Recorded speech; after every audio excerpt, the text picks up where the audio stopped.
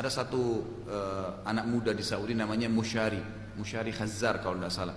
Dia kerjanya dia bawa kameramen ke negara-negara Islam, dia cari sesuatu yang unik-unik. Ada cuplikan di YouTube itu, tapi dia bahasa Arab ya, Mushari, tapi tidak apa-apa. Bapak Ibu bisa coba ketik namanya dia Mushari Khazzar. Nanti coba lihat cuplikannya saja. Dia buat cuplikan ada satu di Saudi, subhanallah, dia dapat itu. Ada satu orang lumpuh total, jalan aja nggak bisa, susah. Maksudnya di jalan tuh diseret-seret badannya, gitu kan? Dia jalan pun pelan-pelan sekali. Setiap azan di masjid, setiap azan sudah di masjid, sholat pasti di masjid berjamaah. Itu pada saat orang itu masuk masjid disoting sama dia.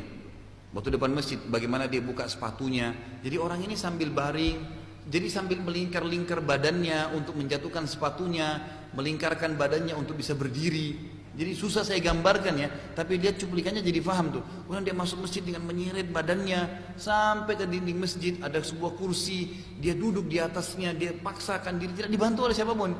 Dia paksakan duduk sambil nunggu azan. Kemudian iqamah, habis azan dia keluar lagi cari rezeki. Ada orang seperti itu, bisa tuh dilalui sama dia. Kenapa? Karena dia yakin ada Tuhannya Allah Subhanahu wa taala. Kan gitu. Ada dia datangi juga seorang ibu di Kamboja, cuplikan yang lain. Itu ibu mungkin umurnya tidak, kalau saya lihat sekitar 80-an lebih ya. Jadi karena sudah tidak bisa bergerak lagi, ibu itu dia pakai jilbab muslimah, dibuatkan kain, diikat antara dua tiang rumah kayunya gitu. Jadi dia cuma di atas itu saja. Dia tidak bisa kemana-mana, ke kamar mandi pun nggak bisa. Dia cuma urus dirinya di situ sendiri. Nggak ada orang juga tinggal sama dia gitu. Begitu dia datangin, diajak ngobrol, dia ditanya ya apa yang jadi kendala, mau nggak dia bawa ke rumah sakit. Itu ibu aneh sampai nangis si Musyarin, dia bilang enggak saya nggak perlu dibawa rumah sakit. Loh kenapa nggak mau di rumah sakit? Iya ini Allah lagi coba saya lagi menikmatin, cobaan ini, sampai nangis dia yang bawa acaranya. Jadi saya lagi menikmatin.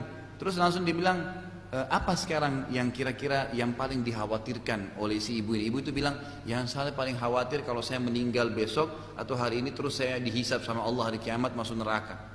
Dalam kondisi dia sakit, mungkin kalau orang tidak kenal Tuhannya, saya mau sembuh, ditawarin ke rumah sakit, mau dibayarin, gratisin, nggak mau. Apa yang paling dia khawatirkan? Mungkin dikhawatirkan penyakitnya kalau membuat dia mati. Ini enggak. Saya kalau mati besok, lalu saya masuk neraka, ini bahaya buat saya. Sampai nangis semua, kru-krunya pun nangis tuh, yang bawa acara tuh. Dan banyak cuplikan-cuplikan seperti itu yang luar biasa, yang luar biasa. Makanya juga di sini saya titik beratkan, menonton sesuatu itu berpengaruh besar pada keimanan dan kurangnya iman dan bertambahnya iman. Yang gitu. Jadi tidak mungkin tidak. Maka kita melihat cuplikan-cuplikan seperti ini luar biasa. Mendengar sesuatu, membiasakan dengar ayat Quran dan terjemahannya, itu berbekas pada keimanan. Dengan kalau orang mendengar lagu pasti berbekas.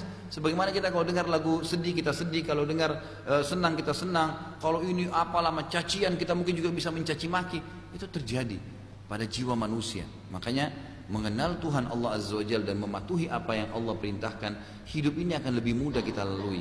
Terutama saya bicara masalah cobaan kalau sedang datang. Karena kalau nikmat datang kita sudah tahu, tinggal menikmatin saja, ya, ditambah dengan bersyukur. Tapi kalau cobaan datang, ini yang kadang-kadang orang tidak faham bagaimana melaluinya.